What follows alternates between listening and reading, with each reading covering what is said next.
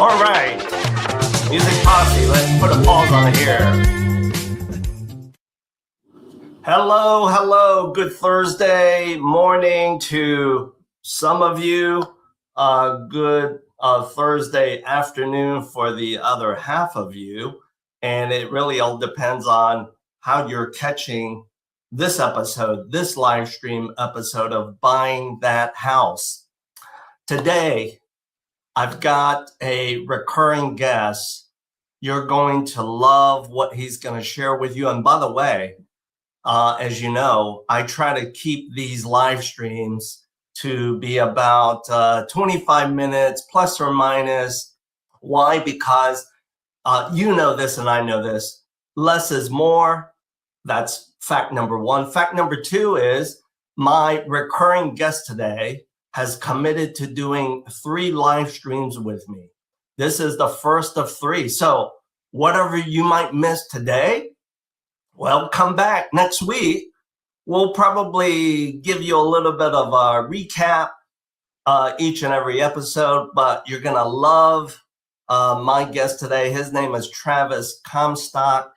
And before I welcome him into the studio, let me share with you where he's located. So let's fly virtually to where he's at. Here we go, everyone.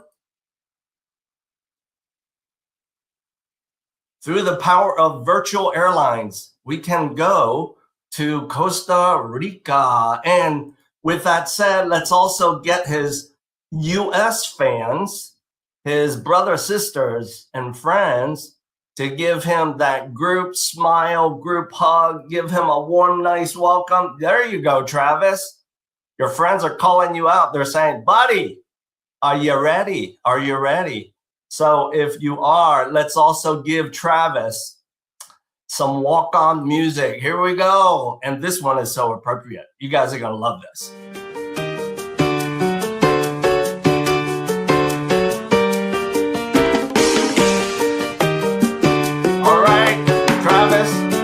Walk-on music, bud.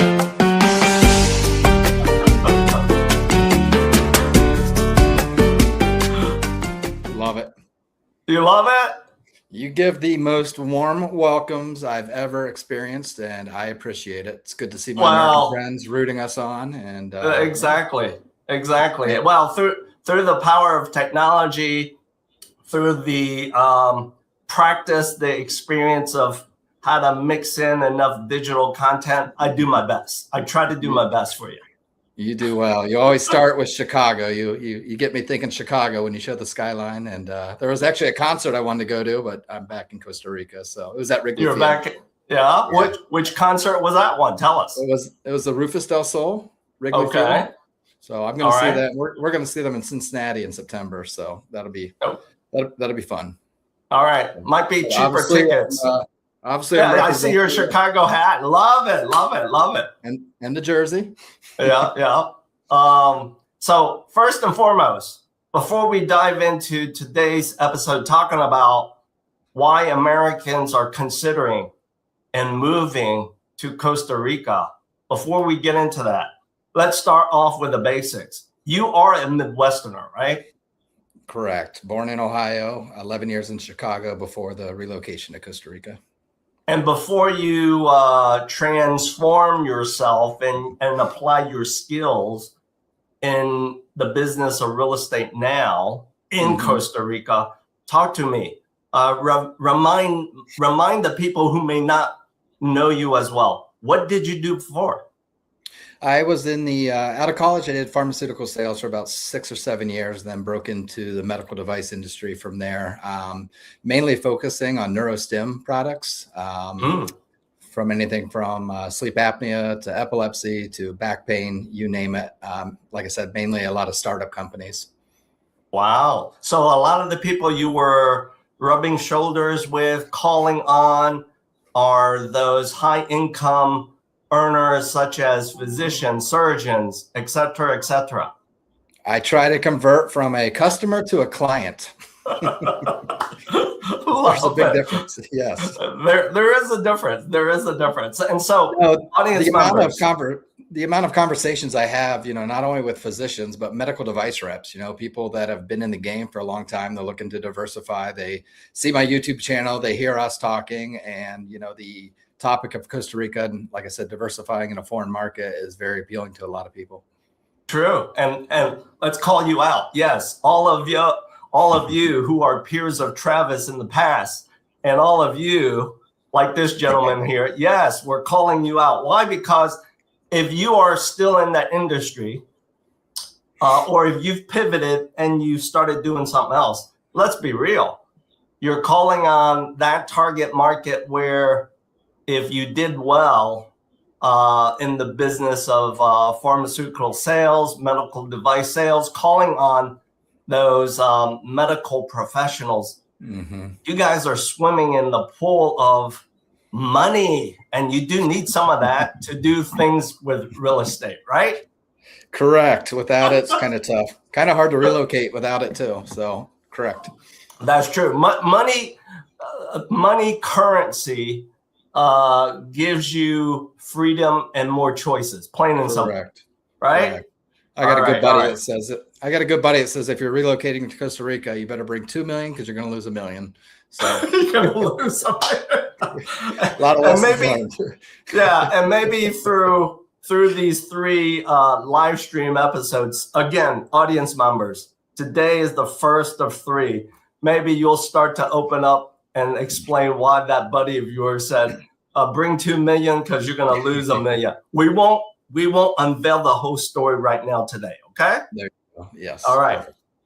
So, Travis, why are Americans considering, if not moving, to Costa Rica? And let's be real, this is your story, right? Yeah, correct.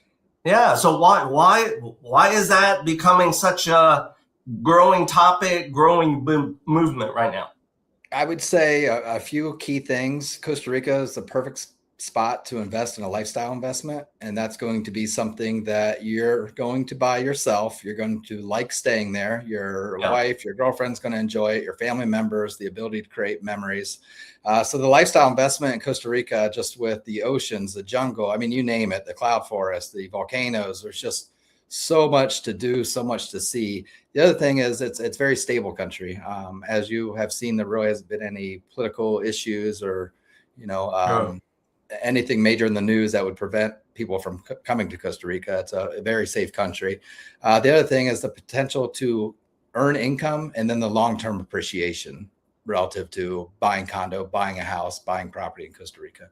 True. That's so important because for all of you who are watching today's live stream, either live or catching this as an on-demand recording, I mean, the fact is the fact. Real estate is an asset that will appreciate over time. However, let's be real. Let's keep this next part just to the U.S. Given some of the cycles that are that we are seeing right now, that some of us are going through, sometimes you don't want to stomach the peaks and the valleys of what real estate is doing. So if you can acquire something where you're doing it at the right time, you're catching the trend going up, that's really the key. And we've entered a buyer's market here. I mean, we really have. Have you?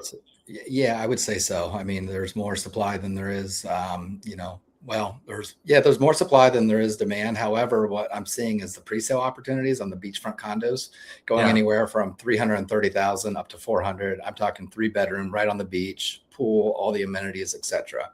So it's a bit. I actually just had a client from Miami buy here, and he doesn't own in Miami. He's never owned in the States. This is his first purchase here in Costa Rica. He's doing it more. He got into sales, so he's doing some international traveling. So this really just helped kind of get his foot wet in the real estate market in Costa Rica. But his main thing is, I don't care if I ever own in the States. I'll continue to try to find rent, and I'll own in Costa Rica on the beach where I can afford it. And maybe, just maybe, there's going to be enough rental income to actually pay that rent in Florida. So that's best of both worlds. And kind of like what you said, it's tangible. An investment here or anywhere, it's a tangible asset that you can enjoy. And sure, long-term appreciation, it's hard to point to a time where we didn't have long-term appreciation over 5, over 10, over 15 years. Yeah, very true. And you and I both know this here in the US. Within the past, let's say 4 years, because I know you've made this move to Costa Rica within like the same amount of time, right? Yeah, 3 or 4 years. Going on 3 years now, which is crazy. Okay. So you know this because you still keep your pulse, your fingers as to what's happening in the continental US. We got this one word problem right now, which is affordability, right? Yeah. And what I mean by that, audience members, affordability is not just being able to afford the loan payback amount. That's assuming you're borrowing money to do something with real estate. Okay. All right. So it's not just the loan payback amount of what you're borrowing, but Travis, talk to us, brother. It's the other two things, taxes and insurance, right? Correct. Insurance is definitely cheaper here. A lot of people who own condos and do the Airbnb rely on the insurance policy from the actual, hosting site themselves. So a lot of people actually won't get insurance. Now, obviously on a single family home in a neighborhood, you're going to get insurance. Going back to the condos, a lot of them have a master policy, obviously, that's going to cover anything catastrophic. So, and taxes is my favorite thing to talk about. 0.25% of the appraised value or the purchase price, whichever is higher. So picture a $400,000. Picture a $400,000 condo being $1,000 a year. OMG. OMG, Travis, because you spent some time in Chicago. Let's break it down this way. A $400,000 condo. And by the way, a $400,000 condo in Chicago. Good luck. With even a decent view. Can you guess what the property taxes are, brother? I can, because I was one of those, creeping up to about $10,000 a year. And I know I know the suburbs can be extremely expensive too. So it's just one of those things. And what I see is the holding costs are low. So when people come here to make a lifestyle investment, they're going to have expenses. But if you can, cover your taxes, which is not hard to do, cover your HOA and maybe your electric bill, and then use it yourself. There is, tons of advantage to doing that. Even, talk to an accountant about traveling down and being able to do some write-offs. So, there's a lot of advantages to owning that tangible asset. Yeah, I hear you. So now that you've done this for yourself personally and your significant other, you're year 3 going into year 4. How much time do you actually spend in Costa Rica? Is it all 12 months, or what do you do? It's 10 months. We did keep a property in Indiana, north of Fort Wayne. It's on a lake, so we don't ever want to let that go. But no, we go back, for the summer months. From pretty much all of May, and then half of August, half of September, and then we do the Airbnb ourselves. So we got very comfortable with that, and the house does very, very well. Just with lake access, hard to find. Yeah. So you come back to the States when, as I'm listening to you, when maybe it's getting a little too hot and steamy down there in Costa Rica. That, and I do a lot of travel to Miami and Florida. I'm kind of notorious for networking with fellow RE/MAX agents, or it doesn't even have to be RE/MAX, just agents in Florida who have a lot of Americans. And you can imagine there are a lot of Canadians coming here too that are kind of leaving Florida and flocking a little bit more south. Yeah, Canadians are infamous for buying their second home, vacation homes in the warm climates.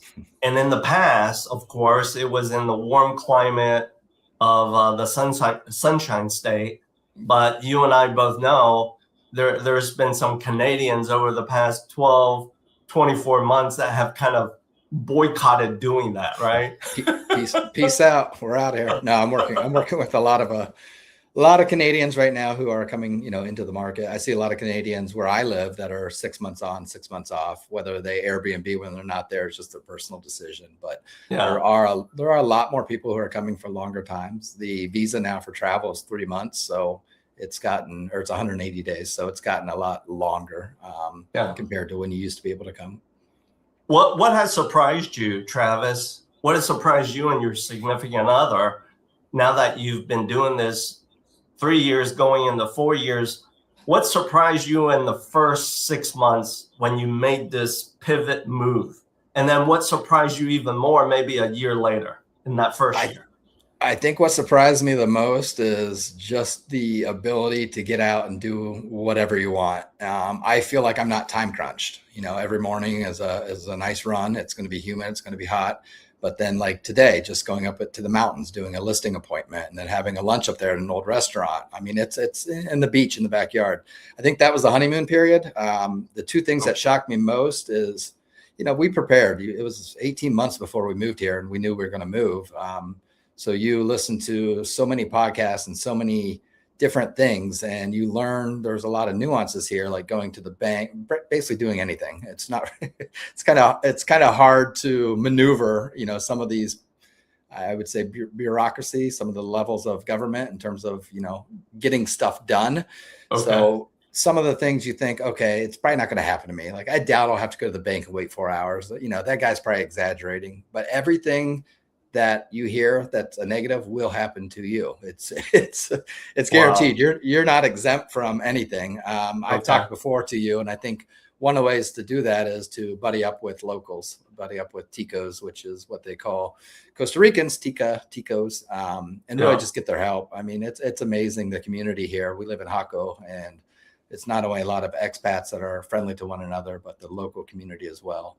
The other thing that really surprised, and you touched on it in the States, is just affordability. I mean, Costa Rica is not cheap. And other countries right behind us who are experiencing a lot of expat relocation, experiencing the same thing. Prices are going up. A lot of that depends on how you want to live. I mentioned going to the mountains, having a four-wheeler. If you come here wanting to live like you did in the States, it's going to be expensive, especially if you want to live on the coast, like areas like 𝙃𝙀, Tamarindo. You can go into the Central Valley and save a lot of money, like where San Jose is at, by not living on the coast. But, groceries are expensive here. Fruits are expensive. Cars are double or triple what they would be in the States just because the import. So there's really no manufacturer of cars here. It's an import from all over. So you see a lot of Toyota, a lot of Honda, a lot of the cars that are somewhat easy to service. Okay. But cost and affordability is definitely something that's, it's not cheap. You can kind of compare a lot of things to Chicago minus the property tax. True. So that's the money coming back to you, the savings from the lower property taxes. Yeah. Biggest difference, I feel like. Absolutely. Yeah. But you and I both know, I mean, if you want the view of Lake Michigan, if you want the view of the beachfront, you're going to kind of pay for that. I mean, right? Yeah. Anytime you see water, you're paying. I mean, whether it's Diversity Harbor or, on the river, you're paying a premium for that view. And same here, it's if you want to be directly on the beach, it's more expensive than being a block off the beach. Some people buy a block off the beach because of the view. And I caution you, if you want to be beachfront property, buy beachfront property, because there's a good chance you're going to lose that view. We have about 2,300 condos just in 𝙃𝙀, and that's only a 2.5 mile stretch from north to south on the beach. So, there's a lot going on. Like I said, the pre-sales are selling out pretty quickly. And that's just because a lot of people have the opportunity to invest before the products actually finish and save tons of money. I'm talking, I just had a reservation this morning, 330,000, 3-bedroom, 2-bath, 4th floor, ocean facing. So, I mean, it's still possible. So when you first made your move there compared to now, do you see more U.S. buyers buying Costa Rica property with cash, or are they financing? Talk to us about that. No, I'd love to, just because that's a big topic right now. And it's actually a big misconception of people. And for the right reason. For the longest time, you couldn't get financing here. Or if you did, because a lot of the American banks pulled out, financing during the 07, 08, 09 crunch. Right. So to get financing from a local bank, even for citizens of Costa Rica, very, very hard to do. It's expensive. It's timely. In the States, if you're an American that wants to do it, you have to buy a life insurance policy to back it. So, I mean, there's just a lot of hoops you have to jump through. And biggest thing is just the frustration with it. Now there are 2 companies that I'm working very closely with, American companies that are doing lending strictly for North Americans and Canadians buying real estate in Costa Rica. So what's happening now is the guy that calls me with 300,000 cash can now go, I would say, more of a lifestyle, something that is more suited for what they want to do, what they want to enjoy. Right. So now, you can use that 300 as a down payment essentially, or you can take 100 of that, put that as a down payment, and then mortgage into something. But what's big about this and why it seriously is a game changer, it's a 30-year fixed mortgage. So, I mean, that's almost unheard of for an international investment. I think rates right now about 8.25. So that kind of scares some people. True. But I can tell you from an international investment, I mean, it wasn't long ago when rates were 10, 11, 12, and they weren't fixed. They could march up after the 3-year mark. So this is phenomenal. There's no prepayment penalty. It's just a good way for someone to get into a higher end product. And like I said, even if there is a mortgage payment, you calculate that with the HOA and with the low taxes, your holding costs are fairly low compared to if you were to do this in anywhere in the States practically. True. And let's be real, even here in the States, the cost of borrowing money over the recent 2 to 3 years, continued to stair step upwards. Correct. So at the end of the day, audience members, if you need to borrow money, unless you just are going to liquidate some assets and buy with cash, it really depends on how and where you're going to place the mortgage. Are you going to source financing, placing the mortgage on the Costa Rica property? Or are you thinking about, hey, I got so much equity in a Chicago property, a California property, or New England property? Let me carve out some of that equity into cash dollars and just do it easier, more simple with the help from Travis, right? Correct. Yeah. Cash is big. HELOC is very, very big. I'll get your opinion on how many people are doing, HELOCs and your thoughts on that. But that's the number one thing right now I think people are doing to free up money. But I do think financing now, institutional financing will take over. I really do. I think there's tax implications that are much more favorable than if you are to pull out a HELOC. And then the other thing, it's amazing how many people I'm working with that are selling their business in the States. I'm working with a guy who has a chain of hardware stores, and he's, considering offers right now. So I'm seeing a lot of people come down with cash, even though financing is available. Like you just said, they have the cash, they want to liquidate and park their money somewhere else other than the States. So is that client, and let's not name any names. Yeah. Is that client of selling the U.S. chain of hardware stores? Is he, she, they going to create a new chain in Costa Rica? No, I think they are done with it. They are retiring. They are, it won't be a permanent move, but, a lot of people also are buying here. And, the lines are kind of blurred between, is this an investment? Is this a lifestyle, choice? Or is this a future retirement home? So I see a lot of people coming down, buying a house, buying a condo, something that they can fit into, something that they like. And then, the trend, chances are in 3 to 4 to 5 years, they're going to upgrade into, a better product or maybe a location that's more desirable that they learned while they were here. So biggest thing, I think, is just getting your foot in the door here and then enjoying that long-term appreciation with the option to trade up, if you will. Yeah. Well, like they say with real estate, it's all about holding it for the right amount of time for when you're ready for that next chapter, right? Exactly. Yep. Yeah.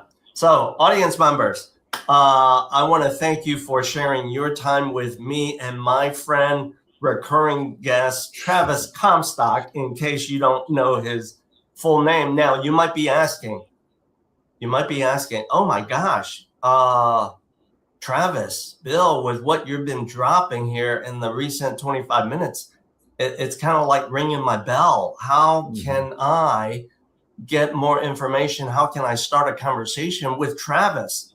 I'm going to make it so easy for you today. How you can start a conversation with Travis is simply scan the QR code that you see here. I will gladly hand you off, broker that warm introduction to Travis. Even though right now he's in Costa Rica, he's just a cell phone call, a text away, or email if you're going to do it that way, right? So, Music Posse, let's play us out for our live stream today of Buying That House. Travis, see you in the next one in about 1 week. Here we go. Adios, amigo.